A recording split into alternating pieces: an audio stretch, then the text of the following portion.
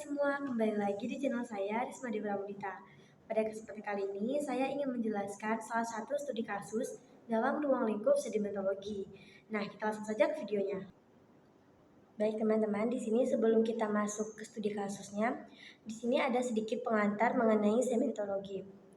Jadi sedimentologi ini berasal dari kata sedimen dan logi yang artinya ilmu. Jadi maka sedimentologi ini adalah ilmu yang mempelajari proses, transportasi, dan pengendapan sedimen, baik di daratan maupun di lingkungan perairan. Sedimentologi pesisir dan laut secara khusus membahas yang pertama ada asal sedimennya. Bisa berupa dari daratan, misalnya erosi sungai, atau organisme laut, misalnya pecahan karang. Transportasi sedimen ini bisa terjadi karena oleh arus laut, gelombang pasang surut, dan angin. Lalu untuk proses pengendapannya ini bisa di muara, pantai, laguna, hingga laut dalam.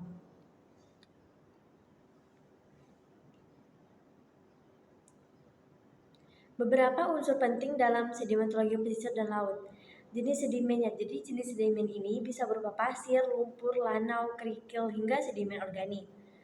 Proses sedimentasinya ini dapat berupa pelapukan, transportasi, dan pengendapannya.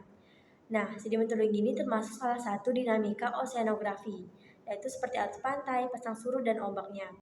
Lalu, sedimentologi ini mengakibatkan perubahan garis pantai karena sedimentasi tadi sendiri.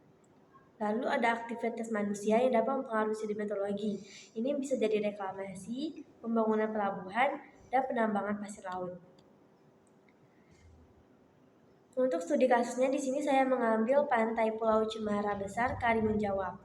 Jadi Pulau Cemara Besar ini adalah salah satu pulau kecil yang termasuk dalam gugusan Kepulauan Karimun Jawa, Jawa Tengah.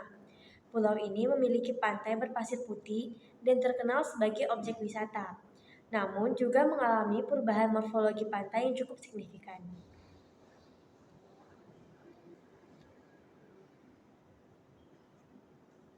Nah, yang menjadi permasalahan utamanya ini adalah abrasi dan akreasi. Di sini kita bahas abrasinya dulu. Abrasi di pantai ini terjadi di bagian barat dan barat daya pulau.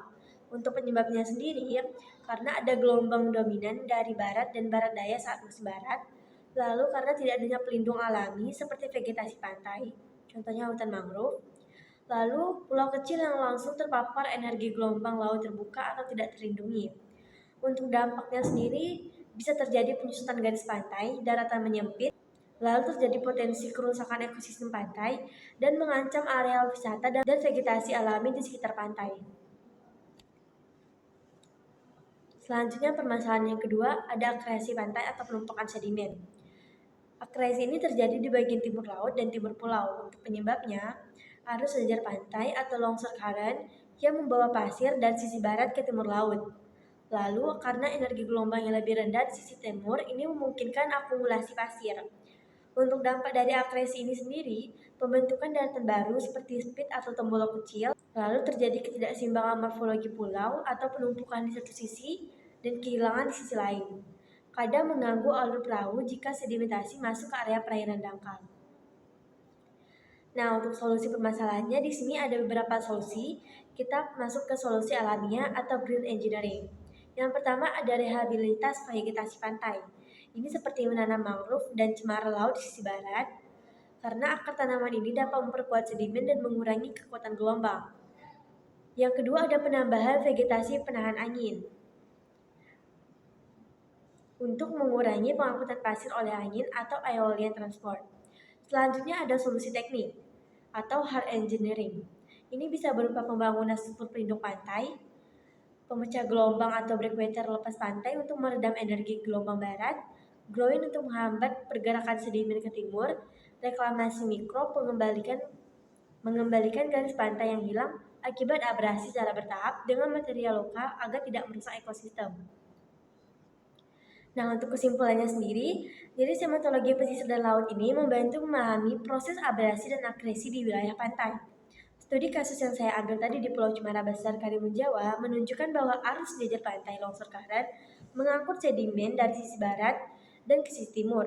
Di sisi barat terjadi abrasi dan sisi timur terjadi akresi. Nah, ketidakseimbangan ini menyebabkan penyusutan daratan di satu sisi dan penumpukan di sisi lain. Untuk mengatasi permasalahan tersebut diperlukan pendekatan terpadu melalui rehabilitasi vegetasi pantai, pembangunan struktur pelindung, serta pengawasan dan edukasi masyarakat guna menjaga kelestarian wilayah pesisir secara berkelanjutan. Baik teman-teman, cukup sekian dulu video saya kali ini. Bila ada kata saya yang salah, mohon dimaafkan. Semoga video tadi dapat membantu kita dalam belajar. Dan sampai jumpa di video saya selanjutnya. Wassalamualaikum warahmatullahi wabarakatuh.